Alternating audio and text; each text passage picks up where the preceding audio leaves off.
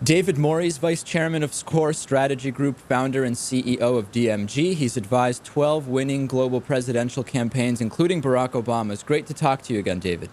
David, good to be with you. You have a great show. Thank you.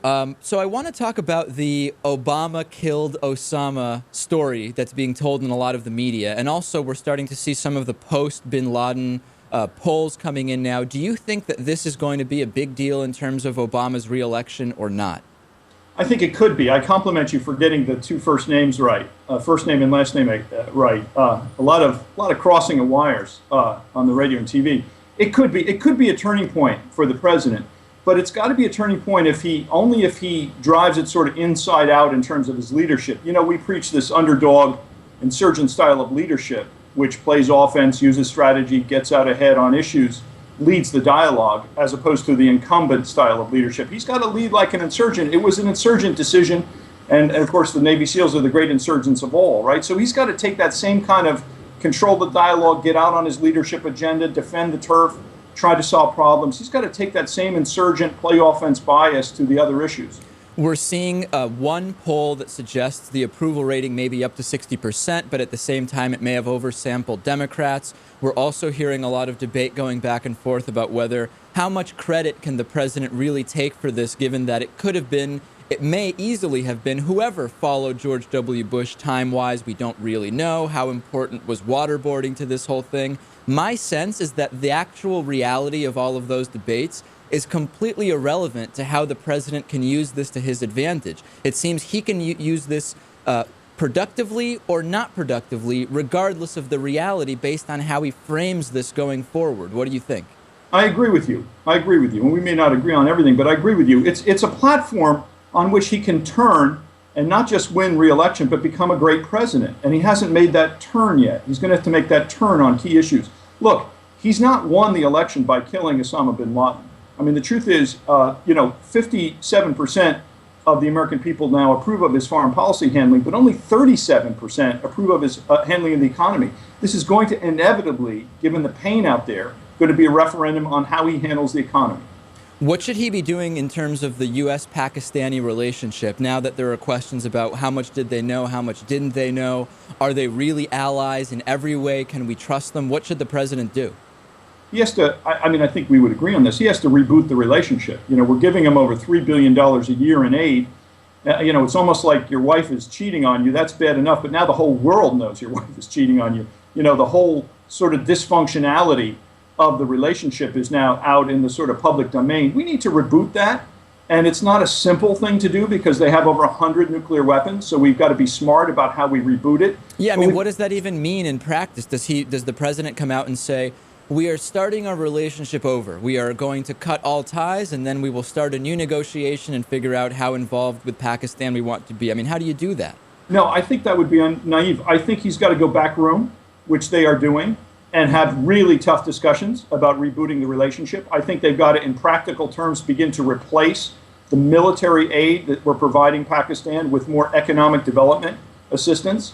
Obviously, he's got to draw down, in my opinion, I think you and I agree, he's got to draw down the troops in Afghanistan.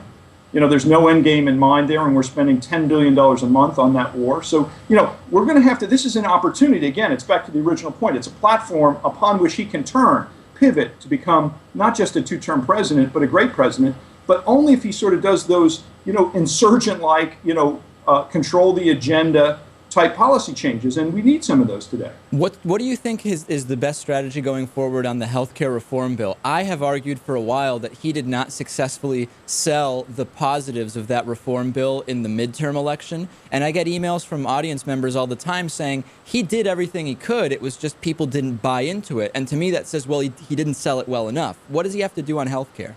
Well, there's no question he didn't sell it well enough. That's, I think everyone, including the President of the United States, would agree with that. But I think that he did half of what he needs to do. The first part of the bill was about inclusiveness, putting more people into health care, which is a good thing. I don't think they went far enough in terms of controlling costs. And you see that in all the various deficit commissions and in all the sort of objective analyses about where this economy is going. By 2030, if you take Medicare, Medicaid, Social Security, 60% of the American economy will be made up in those areas. Twice the number of people on Medicare and Social Security. I mean, the extrapolations here don't make sense. So we're going to have to make some changes in the trajectory, to make them more sustainable on healthcare. So I almost look at it as round one. We got to come in and do an aggressive round two and round three. He's not going to do that before the presidential election is over, but he ought to do it the day after. The Republican story that is often told about Democrats won't keep you safe, they won't pull the trigger on military action, they'll hesitate to use the military or take decisive force, that is not going to work because of a lot of the things that Barack Obama has done. So I'm wondering, what is going to be the replacement to that story on the Republican side? Where else are they going to go after the president? Well, they're going to go after him on the economy. I mean, you're right. It's going to be awful hard. I mean, you can, I think, argue, and I tend to be more centrist than you and probably a little more than your listeners. I'm left, center, I don't know where I try and not have a label on me. I think the president really continued to a large extent the Bush administration's foreign policy. I mean, not on sort of efforts to close Guantanamo, not on, some of the issues related to intense interrogation, although those were shut down, as you know, David, in 2003. We waterboarded 3 people. To some extent, this was a continuation, of a bipartisan sort of in the center foreign policy. He has a chance now not to be a war president, not to be fighting 2.5 wars, counting Libya, to begin to refocus those efforts and that bandwidth on the economy. And that's where the Republicans are going to go all over him. If you're going to beat the president, you got to beat him on lack of jobs growth, pain in the economy, running up the deficit, not dealing with the issues of taxes. The Republicans, my friends on the other side of the aisle would not be wanting to admit that the president has cut taxes. He's cut Medicare drug costs, but they're going to be arguing the opposite. They're going to try and bring, the economic referendum right down on the president's head.